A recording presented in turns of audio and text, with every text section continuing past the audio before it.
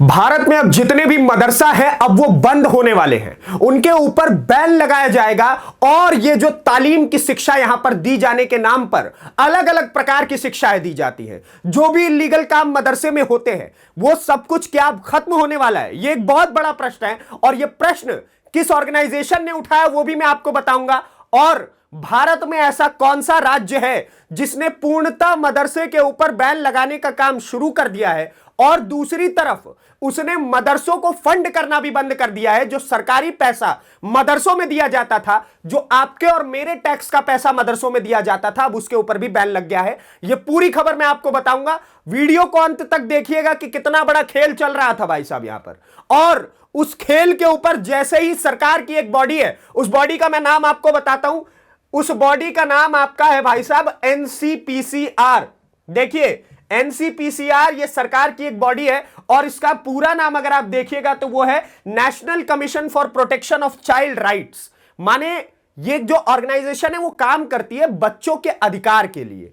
बच्चों के अधिकार पूरे देश में किस तरीके से बेहतर तरीके से इंप्लीमेंट हो सके, बच्चों के अधिकार की चीजें खासतौर पे शिक्षा, स्वास्थ्य, इस प्रकार की चीजें बच्चों तक पहुंच रही है कि नहीं पहुंच रही है, इस पर भी ये ऑर्गेनाइजेशन काम करती है। और इसी ऑर्गेनाइजेशन ने साल 2024 के दिसंबर में अलग अलग पूरे देश में इनके जितने भी मेंबर्स हैं, जितने भी खास लेवल पे जो लोग हैं, जितने भी अधिकारी हैं एनसीपीसीआर के, वो देश के अलग अलग राज्यों में गए। राज्यों में जाने के बाद उन्होंने अलग अलग मदरसाओं पर जाकर के जानने का प्रयास किया कि अंदर चल क्या रहा है। देखिए स्कूल में तो समझ आता है कि स्कूल में शिक्षा दी जा रही है, वहां पे इंग्लिश, हिंदी, मैथ्स, ये सारे सब्जेक्ट, साइंस जैसे सब्जेक्ट्स पढ़ाए जा रहे हैं, उससे निकल करके बच्चे डॉक्टर, इंजीनियर बन सकते हैं। लेकिन मदरसे में क्या शिक्षा दी जा रही है? तो जब ये एनसीपीसीआर के बॉडी के जो लोग हैं वो सारे अलग अलग मदरसाओं में पहुंचते हैं तो वो देख करके हैरान हो जाते हैं कि अंदर तो अलग ही प्रकार का खेल चल रहा है। खेल किस प्रकार का चल रहा है कि उसमें जितने भी बच्चे पढ़ते हैं वहां पर उनको केवल और केवल तालीम की शिक्षा दी जाती है। हिंदी, इंग्लिश, मैथ, साइंस जैसे सब्जेक्ट्स नहीं पढ़ाए जाते हैं। एनसीपीसीआर जो है ये देख करके शॉक्ड रह गया कि अरे एक तरीके का तो तुम स्कूल ही चला रहे हो, मदरसा ही चला रहे हो, तो उसमें साइंस जैसे सब्जेक्ट्स क्यों नहीं है? बच्चों को डॉक्टर, इंजीनियर नहीं बनाना है क्या कि सारे के सारे बच्चे मौलवी बन करके ही निकलेंगे? ये एनसीपीसीआर के दिमाग में आया। और उसके बाद दूसरी सबसे बड़ी शॉकिंग बात यह थी कि मदरसा में जितने भी बच्चे पढ़ रहे हैं, मान लीजिए 100 बच्चे मदरसा में पढ़ रहे हैं तो उसमें से 30 बच्चे ऐसे थे, आप देखिएगा ये जो 30 बच्चे हैं उनके मां बाप को भी नहीं पता है कि ये मदरसे में पढ़ने के लिए जा रहा है। उनका एडमिशन खुद ब खुद ले लिया गया है, उनके मां बाप को भी नहीं पता है कि बच्चा 2 घंटे के लिए जो खेलने का कह करके गया है वो मदरसे में तालीम की शिक्षा ले रहा है। यह देख करके भी एनसीपीसीआर वाले हैरान हो गए। अब उसके बाद क्या होता है कि एनसीपीसीआर साल 2024 के दिसंबर में पूरे देश की जितनी भी सरकार थी, माने केंद्र सरकार से लेकर के राज्य सरकार तक, सबको एक लेटर लिख करके भेजती है और मदरसा का खुलासा करते हुए बताती है कि मदरसे में इस प्रकार का खेल चल रहा है। भाई साहब एनसीपीसीआर जैसे ही ये डेटा वहां तक भेजती है उसके बाद जो गवर्नमेंट बॉडीज है ये पहले एलजी को भी चिट्ठी लिखते हैं, मुख्यमंत्री को भी चिट्ठी लिखते हैं और बोलते हैं कि आप मदरसों के ऊपर एक स्ट्रिक्ट रेगुलेशन लेकर के आइए, क्योंकि ये जो अपने आप में एक खेल चल रहा है, कई जगह तो इलीगल मदरसे बने हुए हैं जिनके पास ना कोई राइट्स है, ना उन्होंने गवर्नमेंट से अप्रूवल लिया हुआ है और फिर भी वो अपना तालीम की शिक्षा दिए जा रहे हैं, दिए चले जा रहे हैं। तो इसके ऊपर आपको काम करना पड़ेगा। उसके बाद क्या होता है, एनसीपीसीआर जब ये बॉडी जो है वो आगे बात करती है तो राइट टू एजुकेशन की बात करती है, कहती है कि बच्चों का अधिकार है शिक्षा।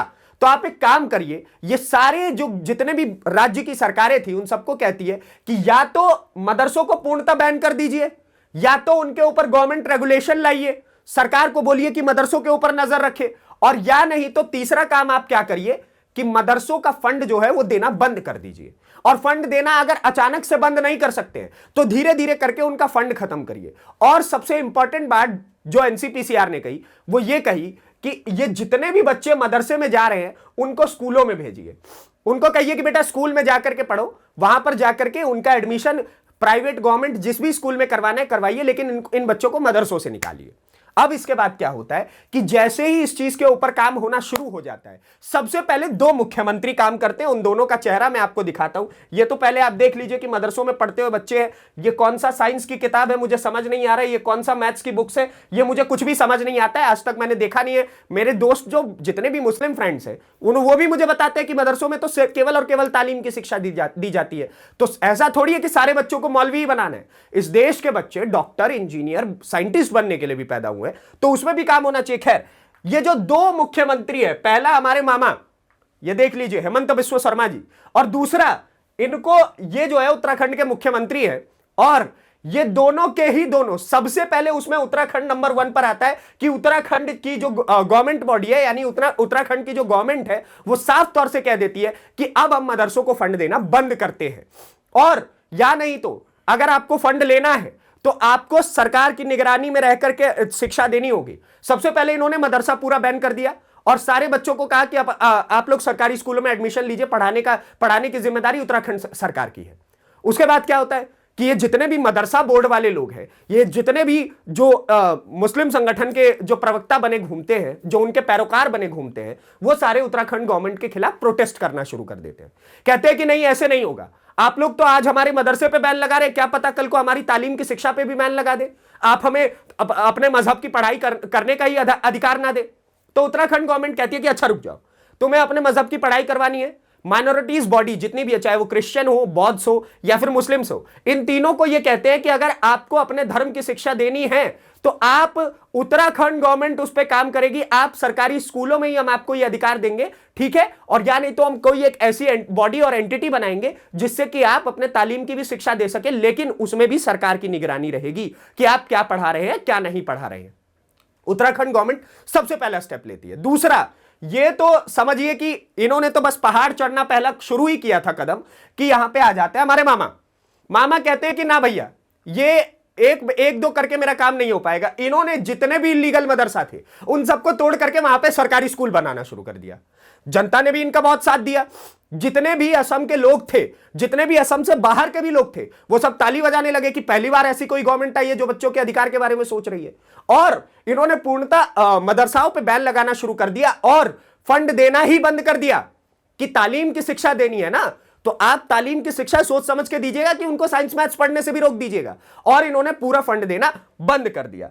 और उसके बाद देख लीजिए, ये मदरसा के बच्चे हैं, जब तालीम की शिक्षा देना बंद कर दिया तो उसके बाद क्या होता है कि उत्तराखंड गवर्नमेंट के खिलाफ जो है उत्तराखंड मदरसा शिक्षा परिषद देहरादून ये भी प्रोटेस्ट करता है। और उसके बाद ये इसके अंदर जितने भी सरकारी अधिकारी थे उनको और स्ट्रिक्ट किया जाता है और उत्तराखंड में जो मदरसा बोर्ड की शिक्षा है उसके ऊपर और कड़ी निगरानी रखी जाती है।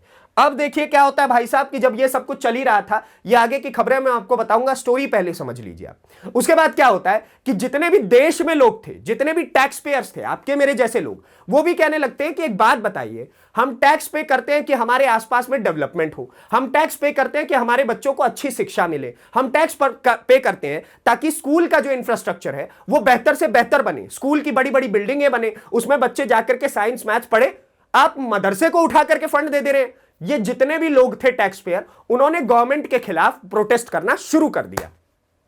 अब धीरे धीरे करके सरकार को भी समझ आ गया, मदरसा बोर्ड के लोगों को भी समझ आ गया कि भाई साहब काम ऐसे तो नहीं चलेगा, ये टैक्स पेयर्स जो हैं वो सही बात कह रहे हैं। और उसके बाद धीरे धीरे करके अलग अलग राज्यों में मदरसा के ऊपर गवर्नमेंट की निगरानी और बेहतर तरीके से रखे जाने लगी। खैर, अब ये आप दैनिक जागरण की खबर पढ़िए जिसमें लिखा हुआ investigating agencies are also keeping an eye on outstand students living in illegal madrasas in Uttar Pradesh, alert after Delhi incident. अब देखिए, ये दिल्ली के भी इंसिडेंट से जुड़ गया है मामला, क्योंकि जितने भी इन्वेस्टिगेशन एजेंसीज हैं, बड़ी बड़ी एनआईए है, जितने भी एजेंसीज इस वक्त दिल्ली ब्लास्ट को लेकर के काम कर रहे हैं, उन्होंने कहा है कि भाई साहब हमें मदरसा पे भी नजर रखनी पड़ेगी, इलीगल मदरसास पे भी नजर रखनी पड़ेगी कि भैया ये क्या पढ़ा रहे हैं। क्योंकि जब समझिए अल्फला जैसा इंस्टीट्यूट जो खुद को डॉक्टर बनाने का इंस्टीट्यूट बोलता था, जो खुद को मेडिकल का इंस्टीट्यूट बोलता था, वो तक ठीक से पढ़ाई नहीं करवा पा रहा है, तो मदरसों में क्या चल रहा होगा, इसका क्या हेरा फेरी चल रहा होगा, इस पे भी इन्होंने नजर रखना शुरू कर दिया। ये इस वक्त एक और बड़ी खबर है।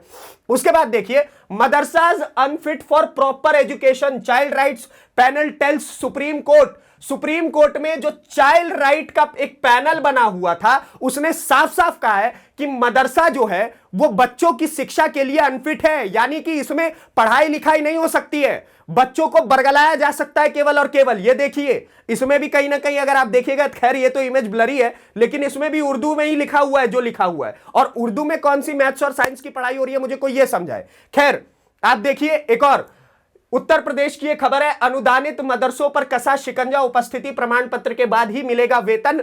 शमशुल हुदा केस के बाद हुआ फैसला। शमशुल हुदा का केस आप सभी ने सुना होगा, और उसके बाद उत्तर प्रदेश गवर्नमेंट ने भी मदरसों के ऊपर शिकंजा कसना शुरू कर दिया और बोल दिया भैया ऐसे नहीं चलेगा। ये जो आप आते हैं और बच्चों को पढ़ाना शुरू कर देते हैं, केवल और केवल तालीम की शिक्षा देते हैं, इतने बच्चों की जिंदगी हम आपको बर्बाद नहीं करने देंगे। ये हमारे देश के वो भविष्य है जो आगे जाकर के इस देश को आगे बढ़ा सकते हैं, जो डॉक्टर बन करके लोगों का इलाज करेंगे, डॉक्टर नहीं माफी चाहता हूं, जो इंजीनियर बन करके इस देश को आगे बढ़ाएंगे, साइंटिस्ट बन करके देश को आगे बढ़ाएंगे। तो आप ये क्या कर रहे हैं, आप बच्चों के साथ गलत कर रहे हैं। और उसके बाद क्या होता है कि मदरसों के ऊपर ऐसे करके शिकंजा कसा जा रहा है इस वक्त गवर्नमेंट की तरफ से। और कोई बड़ी बात नहीं, एक दो महीने 3 महीने के भीतर भीतर में आपको पता चले कि मदरसाज के ऊपर इतना ज्यादा शिकंजा कस दिया गया है और मदरसाज से ऐसी ऐसी खबरें आपको सुनाई में आए कि आपके होश उड़ जाए। और यह मैं बड़ी जिम्मेदारी के साथ कह रहा हूं, क्योंकि मदरसास के ऊपर खुद गवर्नमेंट की जो बॉडी है NCPCR, national commission for protection of child rights, ये जब कह रही है कि भाई साहब मदरसाज में इलीगल काम हो सकता है, मदरसाज में बच्चों के साथ गलत होता है, और आपने तो न जाने ऐसी कई खबरें पढ़ी होंगी, मैं इस चीज से मना नहीं कर रहा हूं, आपने भी ये खबरें सुनी होंगी कि मदरसा में किसी बच्चे के साथ बलात्कार हो गया, किसी बच्चे के साथ अनहोनी हो गई। और इन चीजों के ऊपर अब सरकार का ध्यान जा रहा है और मदरसास के ऊपर कंट्रोल करना, जैसे कि उत्तराखंड और असम के जो गवर्नमेंट है उन्होंने शुरू कर दिया, उत्तर प्रदेश गवर्नमेंट ने शुरू कर दिया है, खास तौर पे भारतीय जनता पार्टी जितने भी शासित राज्य है वहां पर इनके ऊपर कहीं ना कहीं शिकंजा कसा जा रहा है, निगरानी में रखा जा रहा है कि भाई साहब आप क्या कर रहे हैं बच्चों के साथ।